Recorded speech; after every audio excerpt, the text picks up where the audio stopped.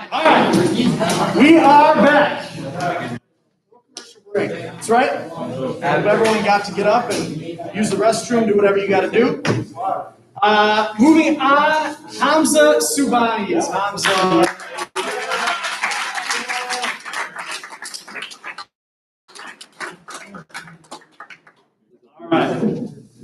Hamza did not manage to score in a game, but he did dish out a beautiful assist to Caden Hunter on a drive through a double gap at Johnsburg on February 17th for his best VPS game of the season.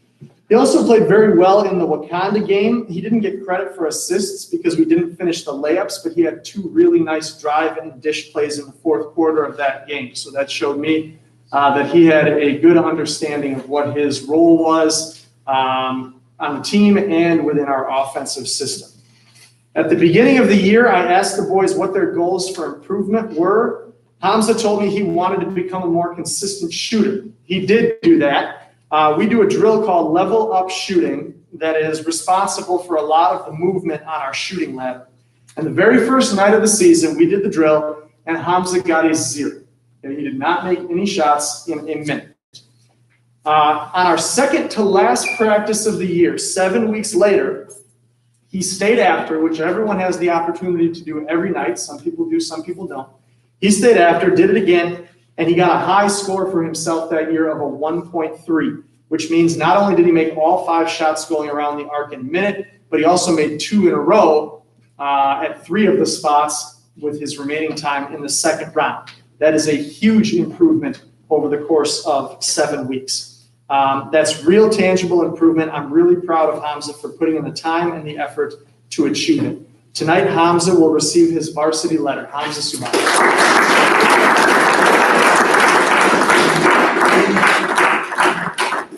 Okay, it is now time for us to move on to our seniors. Jay, are you ready to help us out here? Yeah. So we're going alphabetical order for our seniors. Jay is not first alphabetical order for our seniors, but Zach Adams is not able to join us tonight in person. He is only able to join us from home. Everybody say hi to Zach.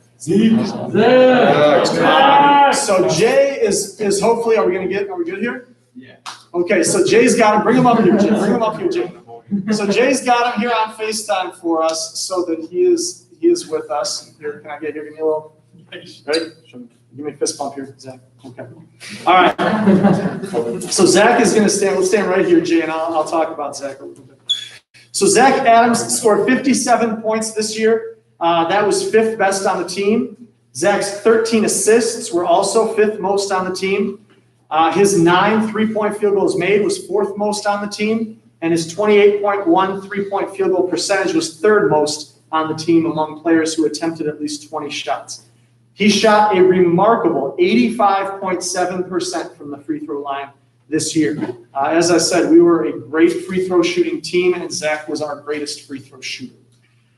His best VPS game of the year was at Wakanda on March 6th. He scored 8 points, went 3 for 3 from the field, had 5 rebounds, 2 assists, and 2 charges taken. It was actually the highest VPS any player had in a single game this season for the Woodstock Blue Streaks. It was, I told you, it's good stuff divided by bad stuff. That game was all good stuff and virtually no bad stuff. Now I want to tell you what it means to be Coca-Cola. If I drink a Coke in Woodstock, it's going to taste the same as it tastes in St. Louis or in Miami or in Dallas or in LA or in New York. Coke is consistent. It's the same everywhere. You know what you're going to get. And I shared that with our players at the beginning of the season when I was trying to explain our transition offense. We don't want guys thinking, well, if they make it, I'll do this. If I get a steal, I'll do this. If my teammate gets a steal, I'll do this. If I get a rebound, I'll do this. We want to know what our job is, and we want to execute that job full speed every time. That's Coca-Cola. But at least among the coaches, Coca-Cola became kind of a shorthand for guys you could count on, guys who are going to be consistent every day, guys who you know what you're going to get. And the guy who exemplified that more than anyone else was Zach Adams. You never wonder if you're going to get a joyful attitude or maximum effort or positive leadership from Zach. You get it all every time. He is as reliable as Coca-Cola.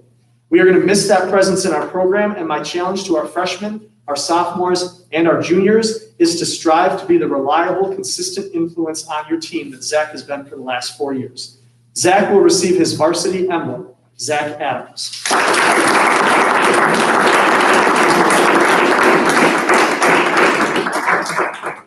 Our next senior is Riley Elligood. Riley is not able to be here tonight, but he is a 4-year basketball player and a 2-year varsity player. We're grateful for all the positive contributions he made to our program during that time, and he will receive his varsity emblem. Next up is Jay Patel.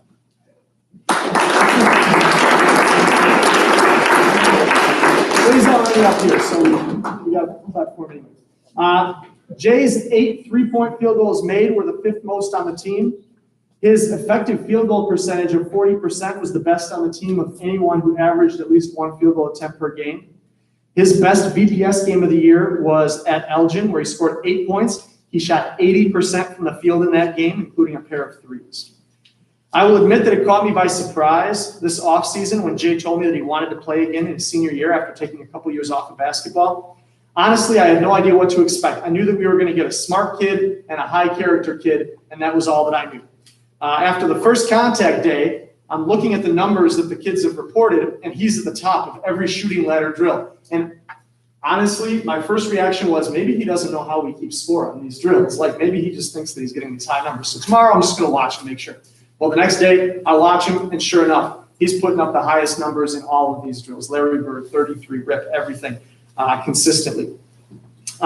We got shut down for a little while in December and January. Then we came back for our regular season. He picked up right where he left off.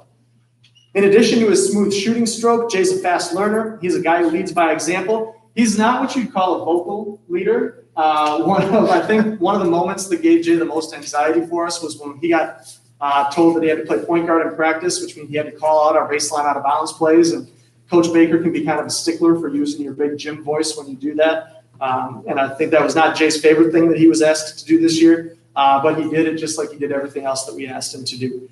He was a trooper. He was a great addition to our team this year as both a performance and a culture guy. Tonight, Jay gets his varsity emblem, Jay Patel.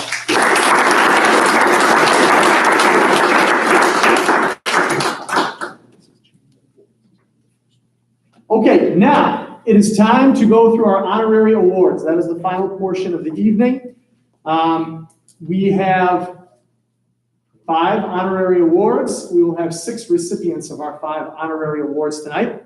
And we want to start with the only one that is not voted on by the team, which is the chairman of the boards. It was started long before I was here. Former Blue Streak coach Gordy Tebow started this back in the 80s. It goes to our leading rebounder. Again, it's called chairman of the boards because it goes to our leading rebounder. This year's recipient of that very cleverly named award with 70 total rebounds is Jack Novell.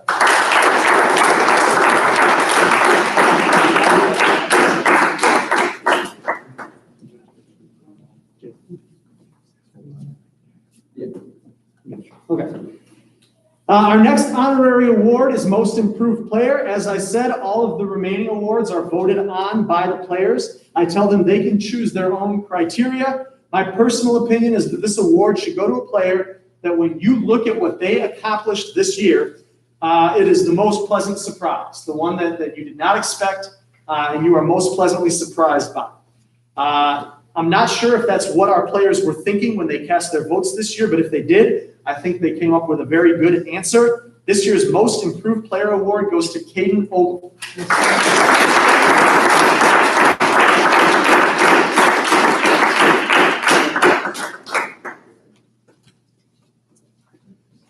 Our next award is the Defensive Player of the Year Award. Earlier I mentioned our two-clap tradition after practices and games. I don't think we had more than a handful of nights this year when someone didn't give a two-clap to tonight's recipient for his defense. We tell our players to be an annoying little brother on defense, just always bother your man and get in his way. So we actually want to go back and thank our 2019 Most Valuable Player, Andrew Adams, for giving this year's Defensive Player of the Year plenty of opportunities to hone his craft as an annoying little brother. Our Defensive Player of the Year is Zach Adams.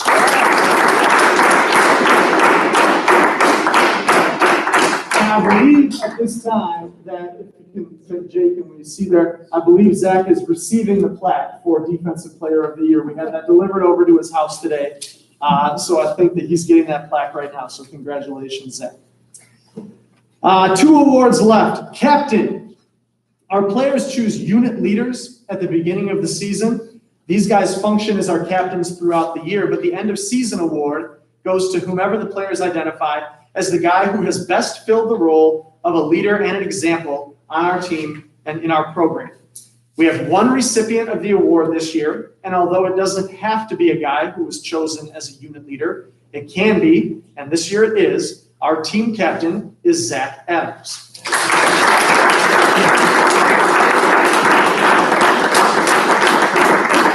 And again, I believe that Zach is receiving his captain's plaque right now. So congratulations, Zach. Winners. We did have a tie for our most valuable player this year. So we have 2 recipients. First, we have a player who caught everyone's attention with 23 points in the very first game of the season, and then went on to lead the team in points, rebounds, block shots, free throws made. Our first most valuable player award goes very rightfully to our junior, Jack Novella.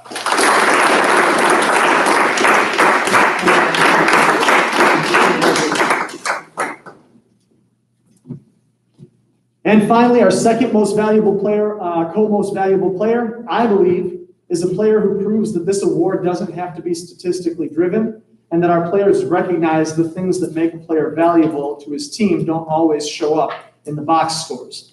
I did some research today talking to Mr. Mecklenburg about this, and going back historically, we have 3 families that have had multiple most valuable players in our program. The Lind family, Tom won in '94, Mike won in '98, Tim won in 2001, and Jeff won in 2007. They have 4 boys who all were recognized as most valuable players. The Sutter family, Mike was our MVP in 2011, Mason in 2014 and 2015. The Shook family, Dan was our MVP in 2016, and Matt was our MVP the following year in 2017. In 2019, Andrew Adams was our most valuable player, and now for the 4th time, we have brothers who have received most valuable player awards, as in 2021, this year's second co-most valuable player is Zach Adams.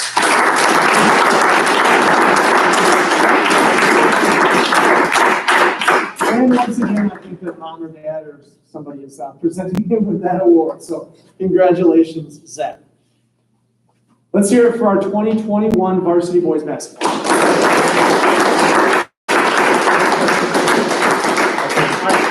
Johnny, you can have some.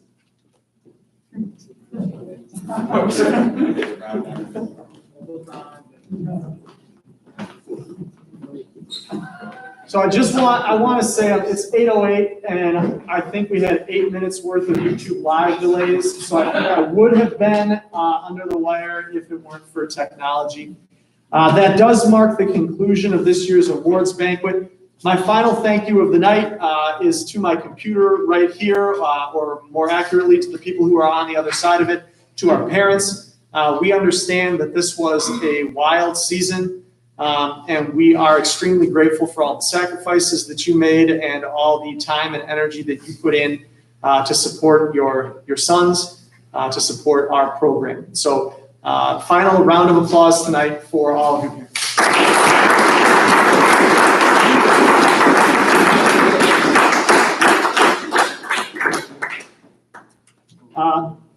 We're about 54 weeks out right now from everybody's lives having been shaken up pretty hard back in March of 2020, to the point where we didn't think we were going to get a chance to coach you this year. We did. We hope you know that we are extremely grateful for that. To all of our seniors, thank you. And to all of the rest of you, next season starts now.